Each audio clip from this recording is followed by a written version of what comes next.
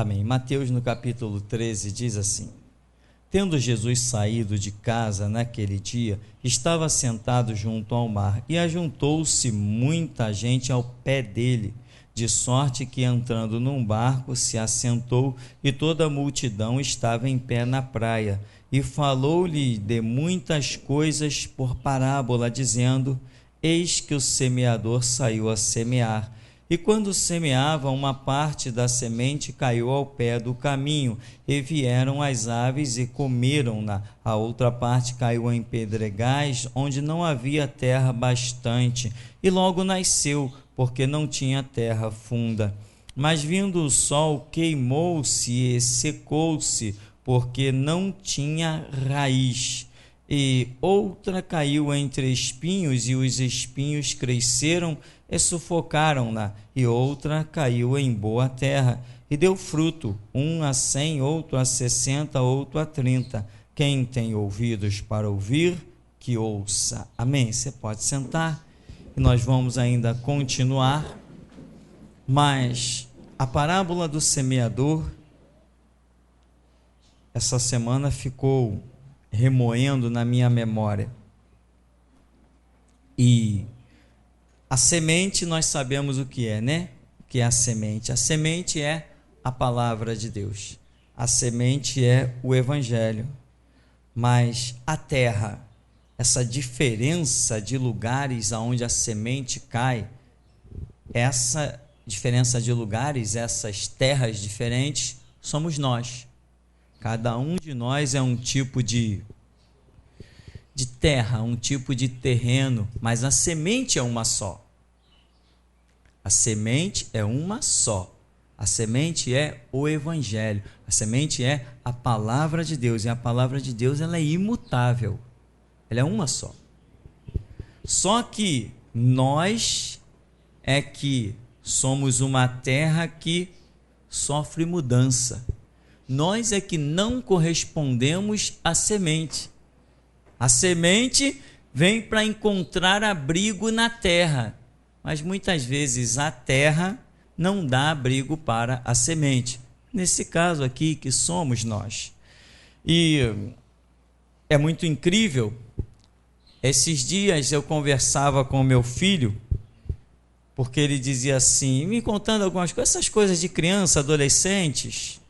E ele falava, por que algumas pessoas querem zombar da gente por coisas tão mínimas? Ele contou lá na escola, e eu falei assim, meu filho, isso é assim mesmo, porque as pessoas veem que nós somos melhores do que elas. E como elas não conseguem ser o que nós somos, só resta invejar e criticar. Como se diz no ditado popular, a inveja é a arma do incompetente. E ele fala de alguns colegas que querem caçoar dele. Ele leva o celular e na hora do recreio ele fica ouvindo as músicas evangélicas e vem outros colegas e criticam. É a fase que o diabo tenta agir, né, irmão? Mas nós sabemos que os olhos do nosso Deus são como chamas de fogo, que penetra a profundidade de todas as coisas. E eu dizia assim para o meu filho, filho, no tempo do colégio do pai, os professores me elogiavam.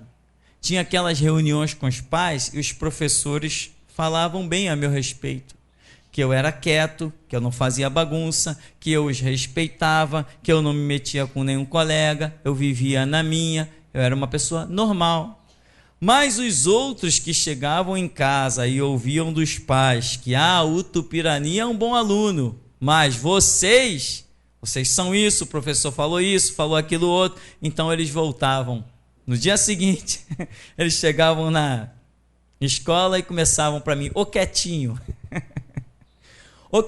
ô aluno bonzinho. Por quê? Porque eles não conseguiam ser igual a mim. Então, a minha virtude, para eles era motivo de zombaria. Aquilo que o professor me elogiava, que eu era um menino bom, um menino quieto, um bom aluno, eu tinha, na época do ginásio, do primário, a minha era a melhor nota, e não era lá grande coisa, mas era a melhor nota, a turma era horrível. Se a minha nota era melhor, é porque a turma realmente era horrível, mas Era a melhor nota. E quando eles chegavam, ô aluno bonzinho, ô quietinho, e assim fazer o quê? Eu tive que sair no braço, muitas vezes, quando eu era adolescente, irmão. Tive que sair no braço, porque era a maneira que cada um tem de se defender. Um adolescente, enquanto estavam falando, mantendo distância, agora quando me encostava a mão, eu era que nem um carvãozinho pronto para inflamar. Eu tinha esse defeito. Não sei se eu já fui curado disso, não. Então, eu falava para o meu filho, hoje, pessoas que estudaram comigo, que me criticaram, que brigaram comigo na escola, e depois tiveram a chance que eu sentaram no banco da igreja como eu sentei, essas pessoas hoje me vê passar pelo caminho e vêm me pedir R$2, vêm me pedir R$1. Enquanto eu passo de carro, eles estão ralando a pé. Estão passando a pé.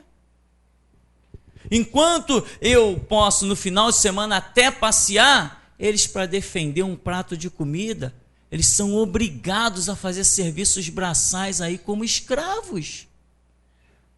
Não é serviço recompensado, não. É para ganhar um prato de comida. Fazem serviço. Então eu dizia para o meu filho, não esquenta, porque daqui a uns anos você vai olhar para trás e vai ver a diferença da sua vida. E vai ver também a diferença da vida deles. Resumo, voltando aqui para o nosso texto.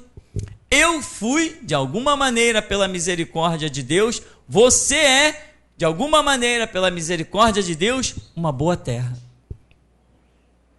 A semente do Evangelho encontrou abrigo em você. Agora, nós, como terras vivas, muitas vezes não queremos, temos essa escolha, de não querer que aquela semente germine em nós. Nós somos a terra, somos nós que mandamos. Eu não quero essa semente. Planta aqui uma macieira, eu não quero essa semente aí desse evangelho. Eu quero que plante em mim uma macieira mais bonita. Entende? A diferença está sempre em nós. A diferença não está na semente. A semente é uma só. É uma semente só que tira o traficante da maconha, da cocaína. É a mesma semente que tira o macumbeiro da macumba. É a mesma semente que tira o católico da perdição. É a mesma semente que tira os magistrados da ignorância. Tudo é uma semente só. Ela é poderosíssima. A diferença está na terra. Às vezes a terra é orgulhosa. Eu sou juiz. Ferrou. Acabou mesmo. O infeliz que faz um concurso público e passa e recebe o título de juiz e ele deixa esse título subir a cabeça dele, acabou. Ele vai rejeitar qualquer outra semente, porque ele acha que ser juiz é o máximo. Para nós, ele não é juiz. Juiz para nós é o nosso Deus. Só o martelo dele dá o verdadeiro veredito. Mais nenhum. Então, a diferença, irmão, está na terra e não na semente, porque a semente é em si só poderosíssima. Dependendo do que nós vamos fazer com esta semente, é o fruto, é o resultado que nós vamos ter nas nossas vidas. Agora, por exemplo, um exemplo aqui hoje. Não sei quantas pessoas tem aqui dentro da igreja, umas 100 pessoas, quase isso, não sei. Todos nós hoje, se Deus se manifestar e falar uma palavra, aí amanhã depois nós vamos ver que por causa daquela palavra, a vida de um caminhou de um jeito, a vida de outro caminhou de outro jeito. Mas a palavra foi uma só. Por que ela trouxe resultados diferentes, se era uma palavra só? Por que quando Israel recebeu a palavra, não matarás, não adulterarás, não dirás falso testemunho, não farás para ti imagem de escultura, etc. Toda a nação recebeu a mesma palavra, mas cada um se comportou de maneira diferente. Então você tem que ter consciência disto, que a palavra é uma só. Todos nós recebemos a mesma palavra. Se a vida de um está caminhando bem e a vida de outro está caminhando muito mal, o problema não está na palavra, o problema está na pessoa, porque a palavra é uma só. Aí o Senhor Jesus vai seguir aqui e ele vai falar várias coisas e depois vai trazer a explicação dessa palavra. Eu achei, como sempre, muito lindo o que ele vem falando, e nós vamos estar lendo aqui a partir do verso 10. Cercando-se dele, os discípulos disseram: por que falas por parábolas? Ele respondendo disse-lhes: porque a vós é dado conhecer os mistérios do reino dos céus, mas a eles não lhes é dado, porque aquele que tem se dará e terá em abundância, mas aquele que não tem, até aquilo que tem lhe será tirado.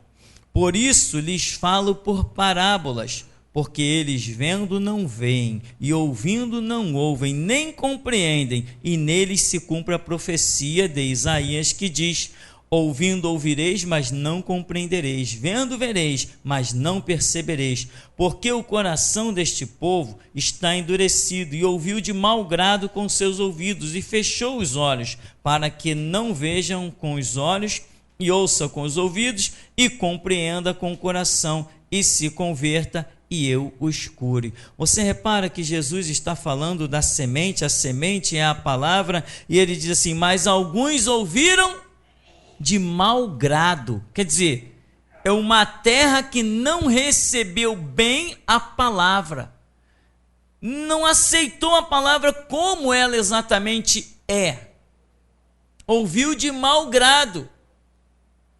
E muitas vezes nós podemos achar assim: a pregação de hoje não falou nada comigo, não me disse. Estou usando aqui um exemplo aleatório, né, irmão? A pregação de hoje, ela não significou nada para mim. E outro pode dizer: puxa, viu que palavra? Eu já vivi esse exemplo aqui, meu irmão, na igreja várias vezes. Já houve casos aqui que eu fiquei impressionado. Eu mesmo preguei uma palavra natural. Depois fomos ver os pedidos de CD, praticamente eram recordes. Aquilo que num dado momento, não falou tão profundamente a mim, tinha falado a muitos. Todos quiseram levar o CD, todos quiseram levar o DVD. Eu falei: mas tanto pedido assim daquela mensagem, eu quero ouvir essa mensagem. Peguei a mensagem que eu mesmo tinha pregado, me tranquei lá no meu canto com mais calma e fui ouvir com mais calma. Eu falei: não é que a mensagem é poderosa? Mas o que acontece? Às vezes você está numa correria. Quantas vezes eu já cheguei aqui no culto, depois de ter que trocar boia de caixa de vaso lá embaixo, consertar cano, consertar um monte de coisa, o dia aquela correria, aí chega aqui, a gente tem uma mensagem, parece que a nossa mente está angustiada, nós estamos a mil, parece que estamos pregando sem nem saber o que estamos pregando.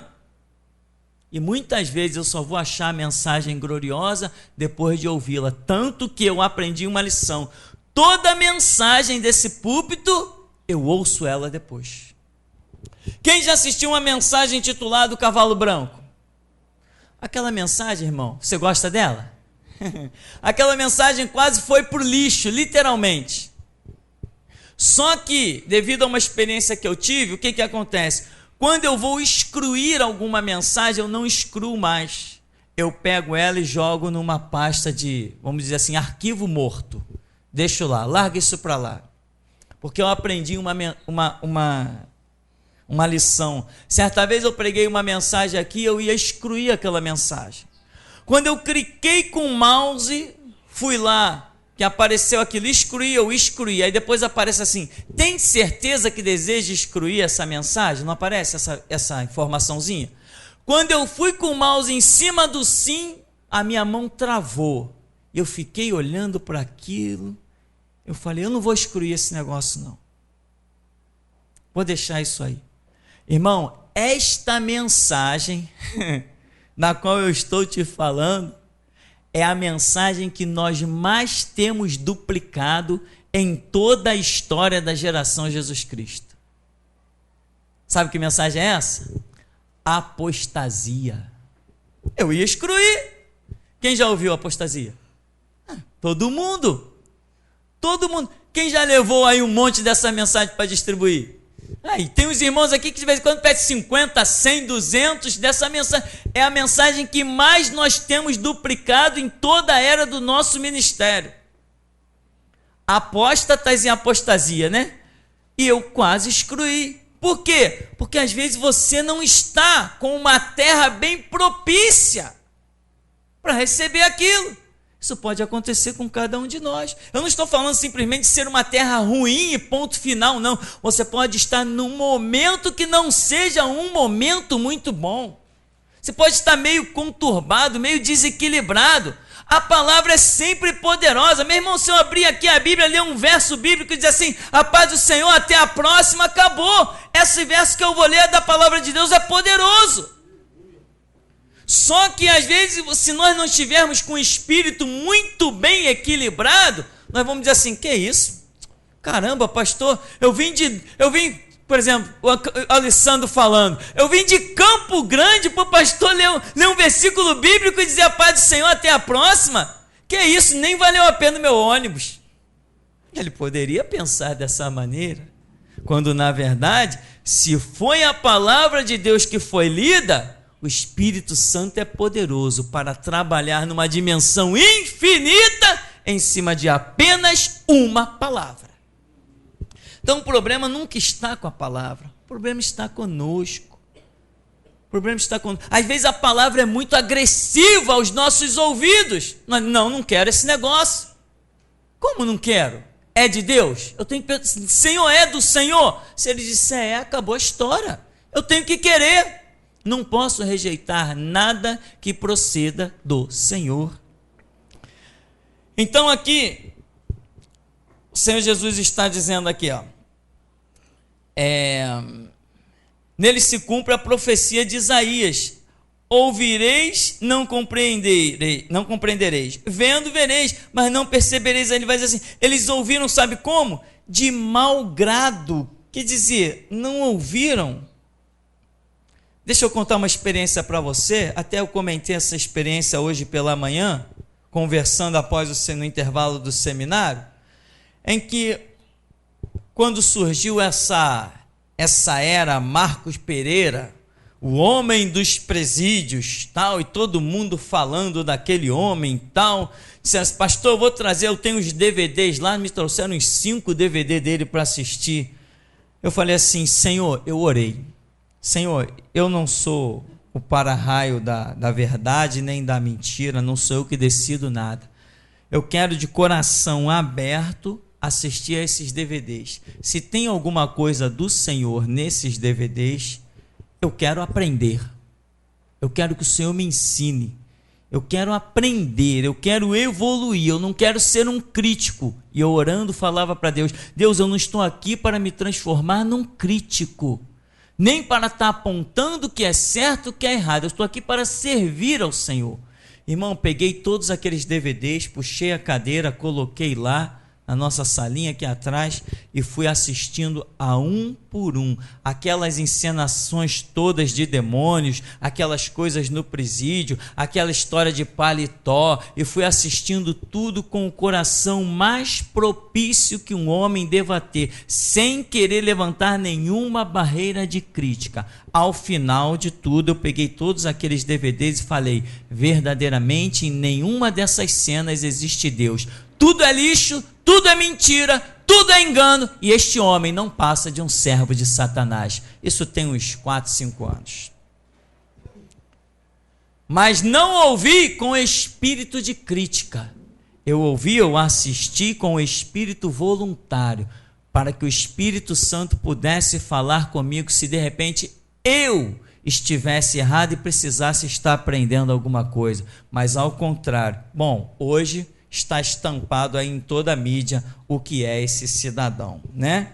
Então, meu irmão, Você tem que saber ouvir as coisas, mas não de mau grado. Não com o espírito já cheio de barreiras, pé atrás, na defensiva. Não, a Bíblia diz, ouve tudo e retém o que é bom. Como reter o que é bom? Em oração. Você simplesmente ao ouvir alguma coisa, você não consegue discernir o certo e o errado. O certo e o errado, você só discerne quando você joga todas as coisas para o prumo da palavra. E tem coisas que mesmo jogando para o prumo da palavra, você ainda não discerne o certo e errado. Tem que se aplicar a oração e esperar a resposta que vem do alto. Isto é a caminhada cristã. Agora, uma coisa você tem que saber, a verdade não é algo que brota em você. Você não é a fonte da verdade. Por isso o Senhor Jesus disse, conhecereis a verdade, e a verdade vos libertará. Se eu tenho que conhecer, é porque a verdade está fora de mim e não dentro de mim. Se ela estivesse dentro de mim, eu não preciso conhecer o que eu tenho, o que eu possuo. Então aqui diz, 17, porque em verdade vos digo, que muitos profetas e justos desejaram ver o que vós vedes e não viram, ouvir o que vós ouvis e não o ouviram. Escutai vós, pois, a parábola do semeador. Então veja, muita gente, irmão, tem desejado, isso aconteceu naquela época com os discípulos e no dia a dia, eu entendo dessa maneira, muita gente tem desejado ouvir o que nós temos ouvido, tem desejado ver as coisas que nós temos visto, mas não conseguiram. Agora, a questão é, o que aqueles discípulos fariam agora com as coisas que eles estavam ouvindo? Ou seja, o que nós também faremos com o entendimento que nos foi descortinado, a compreensão da Bíblia que nos foi trazida. Hoje ninguém te engana facilmente mais. Depois que a verdade da Escritura foi revelada a você, a verdade da Escritura, não os conceitos doutrinários da igreja e os enganos dos templos de Satanás com fachada de igreja, não, mas a verdade da Escritura, hoje ninguém te engana facilmente. Por quê? Porque você ouviu coisas que abriu o seu entendimento, você ouviu coisas que te deu um discernimento tremendo, onde você consegue detectar a mentira que vem galopando a quilômetros. Por quê? Porque o prumo desta palavra, o prumo da verdade está dentro de você. E aí ele diz assim, ouvi a parábola, ele diz assim, no verso 19, ouvindo alguém a palavra do reino e não entendendo, vem o maligno e arrebata o que foi semeado do seu coração. Este é o que foi semeado ao pé do caminho. Irmão, você está ouvindo coisas. E eu tenho certeza absoluta que eu aqui não sou perfeito e sei que não estou falando com perfeição. Eu reconheço muito bem as minhas limitações de ser humano e muitas vezes eu nem entendo por que o Senhor Jesus me jogou atrás de um púlpito, se tem tanta gente aí muito melhor do que eu, mas a soberania de Deus é que me põe nesse lugar. Então veja bem, aqui ele está dizendo, não entendendo, vem o maligno e arrebata o que foi semeado do seu coração. Ou seja, mesmo que eu esteja aqui pesado de boca, pesado de língua, você veio em busca de Deus e ele aqui é cultuado.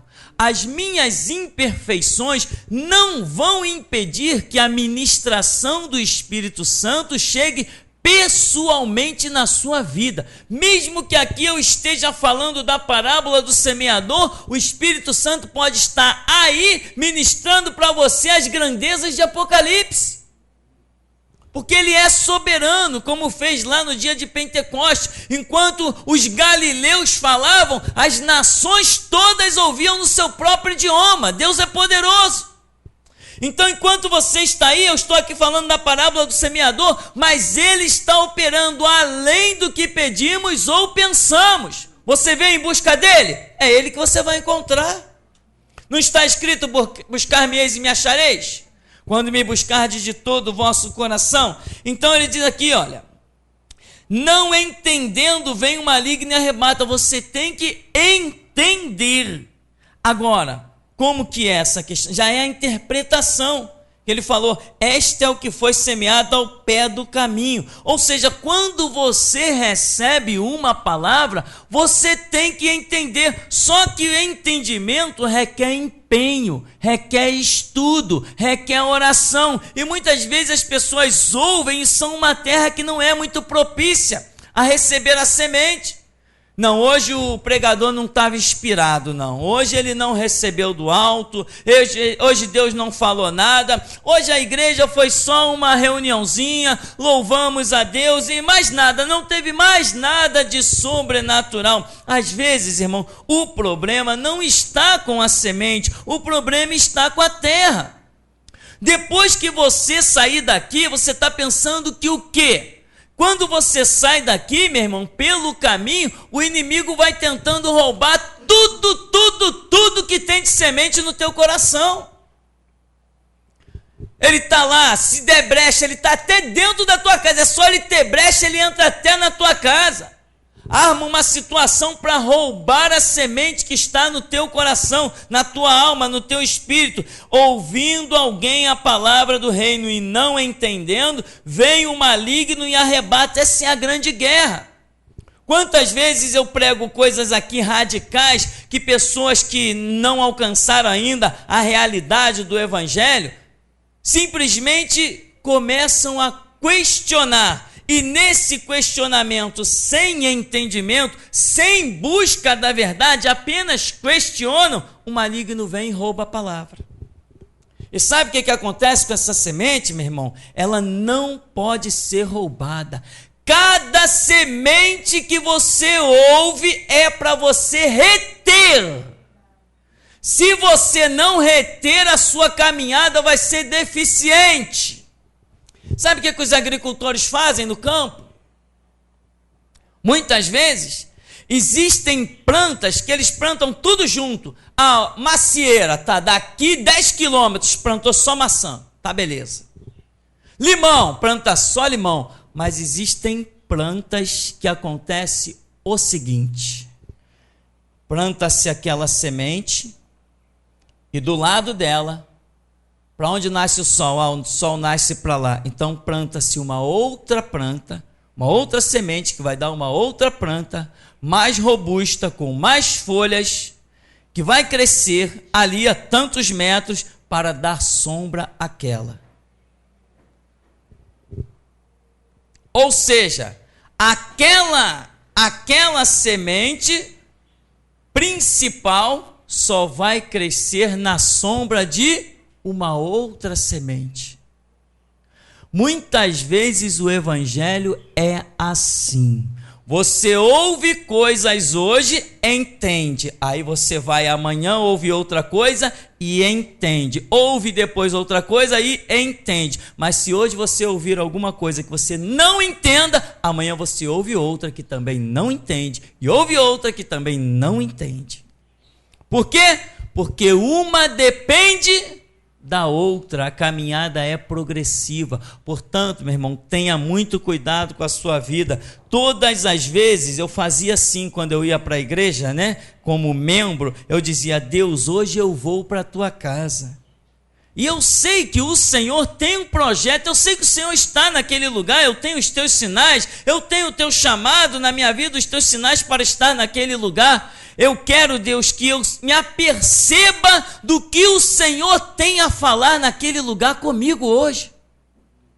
Irmãos, eu não sei quanto aos outros que eu via naquele lugar, porque muita gente eu via naquele lugar, quando eu entrava na igreja, um estava tratando de venda de gravata com um, outro tratando de venda de paletó com outro, o outro estava marcando o futebol, tal. Mas eu sei te dizer que em todas as pregações eu sentia o abraço poderoso do Espírito Santo. Mas esta era a minha oração: Deus, eu vou na tua casa hoje, não me deixa sair dali sem perceber todas as lições que o Senhor tem para a minha alma. E assim fomos caminhando, irmão. Agora aqui, existe a semente que vai ao pé do caminho. E Jesus disse: o que é essa? Essa é aquela que o maligno vem e arrebata quando as pessoas não compreendem. Sabe o que acontece com essa compreensão? Muitas pessoas querem compreender o Evangelho com a mente natural e estão esquecendo que o Evangelho é revelação. Revelação não vem na mente, revelação vem no Espírito. Quando você quer com a sua mente esquadrinhar o Evangelho, seu lugar é a cova, a sepultura. Porque o Evangelho é seguido por fé e não por vista. Então, irmão, você tem que se aperceber, mas as pessoas querem, não, eu não concordo com isso aí não. Esse pastor é maluco. Como é que é? Bíblia sim, Constituição não? Não, o que é isso? O que vai ser da gente sem a Constituição? Eu estou aqui repetindo palavras de pessoas cristãs lá na internet. Como que nós vamos viver sem Constituição? Se eu pudesse gritar pelo computador, eu diria assim: estúpidos, pela Bíblia! Ah, não dá para gritar pelo computador. Senão gritaria: estúpidos, é pela Bíblia! Lâmpada para os meus pés e luz para o meu caminho não é a Constituição, é a Bíblia! Aquele que tem os meus mandamentos e os guarda, esse é o que me ama, não é a Constituição, é a Bíblia! O que guardar os meus mandamentos e ter a vida por eles não é a Constituição, é a Bíblia! Mas as pessoas foram negligenciando ao longo da caminhada. Agora chegou a hora de receberem uma semente muito forte e poderosa. Eles não criaram bases, não criaram raiz em si mesmo. Então agora não podem receber isso. Teve um irmão que teve um sonho aqui na igreja, em que ele, com o anzol e a vara, pescava. Ele pescava peixes. Esses peixes estão vivos, porque iam até a isca. Ele pescava os peixes. Ele pescava os peixes. Ele pescava os peixes. Daqui a pouco alguém chamou a atenção dele, que os peixes que ele pescava não sobreviviam. Morriam. Sabe o que significa isso, meu irmão? Tem pessoas que são fisgadas pela voz da restauração, mas estão tão fracas espiritualmente que não têm condições de sobreviver neste aquário. Você já viu aquelas pessoas que, quando estão debilitadas, estão fracas, até nos hospitais? Ah, essa pessoa está fraca. Ah, ela está fraca, então vamos dar para ela uma carne assada, um arroz, um feijão, um macarrão. É assim que faz? Não é assim. Quando as pessoas estão debilitadas, tem que dar para elas uma sopinha, uma canja de galinha. Porque se a comida forte bater no estômago dela, ela morre na hora. Inclusive, eu conheci pessoas que morreram porque comeram um prato de comida reforçado e estavam debilitadas. Literalmente por isso. Quando chegou no médico, o médico falou assim: não, morreu porque a comida que bateu no estômago dele era muito forte. A tal da gemada, né? Tinha um camarada aí, debilitado, deram uma gemada para ele. Foi só levá-lo para o hospital para morrer. Assim é a voz da restauração. Se você deixar passar as sementes do dia a dia na sua vida, vai chegar a hora que vai vir uma baita de uma semente muito forte que você não vai conseguir conceber. Aí depois você arranja uma desculpa, diz que eu sou feio e que foi para outra igreja. Aqui diz ainda o texto,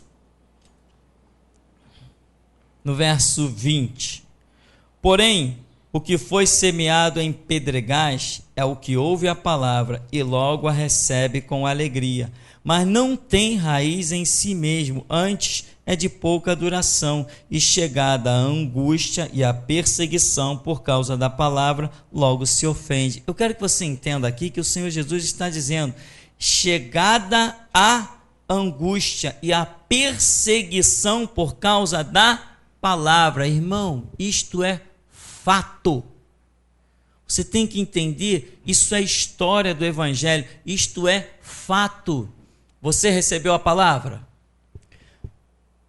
Tem algumas pessoas que vieram, a grande maioria que veio para cá, vieram de outros lugares, que outrora eram ministérios. E essas pessoas nunca tiveram nenhuma perseguição lá nas suas igrejas. Dentro de casa não tiveram nenhum conflito, nenhum confronto. Nos locais de trabalho, nenhum problema. Mas depois que se depararam com a visão da restauração, quando abria a boca, todo mundo se escandalizava, arranjava logo um inimigo. É exatamente isso que está escrito aqui. A perseguição só vem por causa da palavra. Antes você não tinha palavra, então não tinha por que ter confrontos, atritos, divisões, inimizades. Mas aqui diz que é chegada a angústia, a perseguição por causa da palavra. Logo se ofende. Jesus diz assim, é porque não tem raiz em si mesmo. Ou seja, são terras que não proporcionaram um bom crescimento da raiz, da semente que receberam. São pessoas que não liberam a semente para que ela cresça abundantemente. Tem pessoas que, ao invés de serem controladas pela semente, pelo evangelho, elas é que querem controlar o evangelho nas suas vidas. Tem pessoas que, ao invés de serem dominadas e controladas por Deus, elas é que querem delimitar Deus, o que Deus faz, o que Deus não faz, como Deus vai agir e como Deus não vai agir. São elas que querem ditar as regras.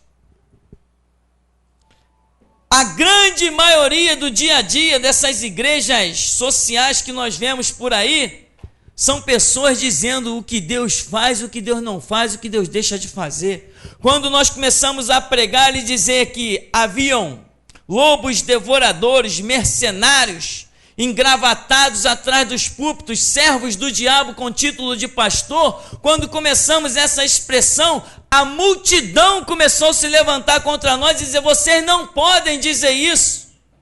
E eu dizia, eu posso dizer tudo aquilo que Deus me manda dizer. E as pessoas dizem, mas Deus não manda dizer uma coisa dessa. Ou seja, ela sabe o que Deus manda dizer ou não. Ela é tão soberana que ela já sabe o que Deus vai mandar dizer ou não. Deus não é mais onisciente, onisciente agora é ela. Como eu ouvi isso? Deus não manda dizer essas coisas. Eu disse, manda, e mandou a mim, e eu digo, enquanto não aparecer ninguém que me detenha, eu vou adiante. Aqui diz ainda, 22, e o que foi semeado entre espinhos é o que ouve a palavra, mas os cuidados deste mundo e a sedução das riquezas sufocam a palavra e fica infrutífera. Mas o que foi semeado em boa terra é o que ouve, compreende a palavra e dá fruto, e um produz 100, outro 60, outro 30, ou seja, diz algumas versões, isso é com perseverança. Então veja, irmão, para nós concluirmos, aqui disse no verso 22, que a semente foi lá, mas a sedução das riquezas sufocam a palavra, fica infrutífera, os cuidados do mundo. Irmão, você tem que se libertar. Se você está servindo a Deus, entenda que as riquezas deste mundo não podem sufocar você, não podem limitar você, não seja um escravo das riquezas. Paulo a Timóteo escreve dizendo que o amor ao dinheiro é a raiz de todos os males. Você tem que entender que se você anda com Deus, se você serve a Deus, não importa se você tem uma carteira assinada, se não tem, se você tem um emprego aí de ganhar milhares de reais, ou se não tem, o que Deus quer saber é se Ele pode olhar para você e dizer assim, ali está o meu servo. Se Deus olhar e dizer assim, ali está o meu servo, nem que um anjo desça com uma comida do céu para te sustentar, te alimentar, ele vai descer, mas um servo de Deus não é jogado na estrada, não é abandonado no caminho. Um servo de Deus não estende a mão para mendigar o pão. A promessa é, eu te colocarei por cabeça e não por cauda, estarás por cima e não por baixo, se guardares as palavras, os mandamentos do Senhor teu Deus que hoje eu te ordeno. Então, meu irmão, não tema as coisas do mundo, não te preocupe em acumular riqueza. Se Deus quiser que a riqueza se acumule nas tuas mãos, elas vão se acumular, mas não te desespere com isso, não te preocupes com isso, porque quem tem Deus não precisa de riqueza. Irmão, eu nunca fiz plano de ter casa, eu nunca fiz plano de ter carro, eu nunca fiz planos de ser nem pastor de igreja. E hoje no bairro de Santo Cristo, somos a igreja mais nova e a maior igreja, como se costuma medir por tamanho ou por membros, somos a maior no bairro de Santo Cristo. Tem igrejas aqui com 50 anos, nós temos apenas 12 e ultrapassamos a todos eles. Alcançamos já outros continentes. Temos pessoas aqui que trabalham pela internet edificando vidas no mundo inteiro. Somos a fonte de transformação e vida para a humanidade. Mas o dinheiro não faz a nossa cabeça, aquilo é papel. Aquilo não vai entrar no reino de Deus, aquilo não pode ser um bloqueio à minha vida espiritual. Eu não preciso de dinheiro, eu preciso de Deus. E ele disse, digno é o obreiro do seu salário. Se ele quiser usar esse papel aí para transformar em alimento, ele usa. Se ele quiser fazer o anjo descer na minha mesa e me servir, ele faz. Mas eu não posso deixar que a palavra se torne infrutífera por causa dos cuidados deste mundo e por causa da sedução das riquezas. Tem até livros escritos por pastores dos Estados Unidos. As duas causas que mais destroem os ministérios dos homens de Deus. Aí eles colocam: primeira causa, mulher. Segunda causa, dinheiro. Páginas e páginas escritas se explicando a derrota de homens de Deus. Primeira causa, mulheres, é sedução, prostituição, adultério. E a segunda causa, dinheiro.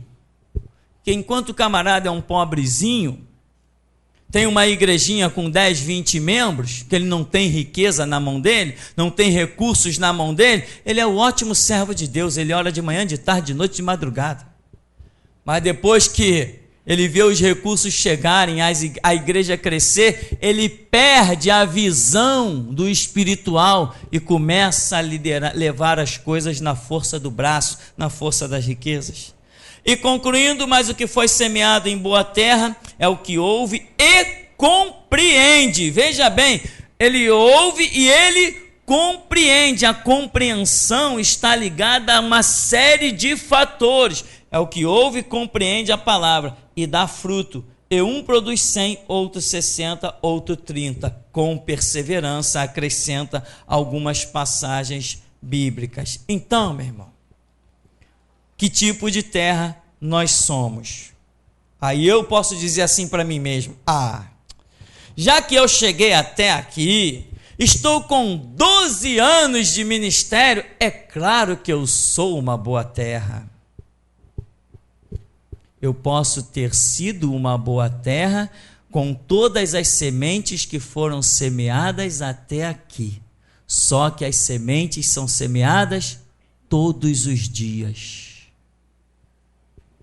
Se você somos hoje uma boa terra, se Deus não está nos reprovando, se Deus nos está dando graça, nos abençoando, aquele que está de pé, cuide para que não caia. Eu sou uma boa terra hoje, mas se amanhã eu não vigiar, Deus pode me dizer algo, Deus pode me revelar algo, Deus pode me acrescentar algo, e eu posso não dar ouvidos e me tornar uma terra ruim. Pesou isso para você? Para mim pesa. Para mim pesa. Por isso eu digo, ser cristão não é o que eu fui ontem. Ser cristão é o que eu sou hoje. Como escreveu também um pastor dos Estados Unidos, ser cristão é matar um leão por dia. Mas eu matei já um leão semana passada. Não, tem que matar um por dia. A nossa vitória pelo sangue de Jesus é diária. Nós estamos num campo de batalha, estamos em guerra. Se estamos em guerra, certamente, todo dia temos um campo de batalha para atravessarmos por ele. Então, meu irmão, somos uma boa terra? Não. Só somos uma boa terra quando vem a semente. Quando a semente chega, a palavra, a revelação, a novidade que às vezes nós não esperamos, às vezes a gente diz assim, eu não esperava que Deus me fosse pedir isso. Eu não esperava que Deus fosse me falar isso. Eu não esperava que Deus fosse querer que eu agisse assim. Irmão, estou falando disso aí porque é a minha vida. Tem coisas que eu estou vivendo hoje, fazendo a vontade de Deus e que eu não gostaria de estar vivendo. O que eu me alegro é em saber que estou fazendo a vontade do meu Senhor. Por isso, com prazer e alegria, lá vou eu. Mas tem muitas coisas que para mim são aflições, são ruins, mas o Senhor tem me mostrado e me ensinado que assim como Jesus atravessou a via dolorosa, eu também tenho que atravessar as minhas vias dolorosas. E não sou só eu não, todos nós. Então, irmão, somos uma boa terra hoje, mas amanhã Deus pode trazer algo que você pode não concordar. Amanhã Deus pode dizer algo que você pode não gostar. Amanhã, Senhor Jesus pode se levantar e fazer como fez no meio dos escribas, dos fariseus e dos saduceus. Seus hipócritas, suas raças de víboras. Amanhã Deus pode levantar alguém e dizer assim, que nem João Batista. Raça de víboras, quem vos ensinou a fugir da ira vindoura? O que é isso? Se nós não correspondermos dia a dia às sementes que Deus traz, nós podemos fraquejar na nossa caminhada. Amém? E então, até aqui, nos tem ajudado o Senhor Deus.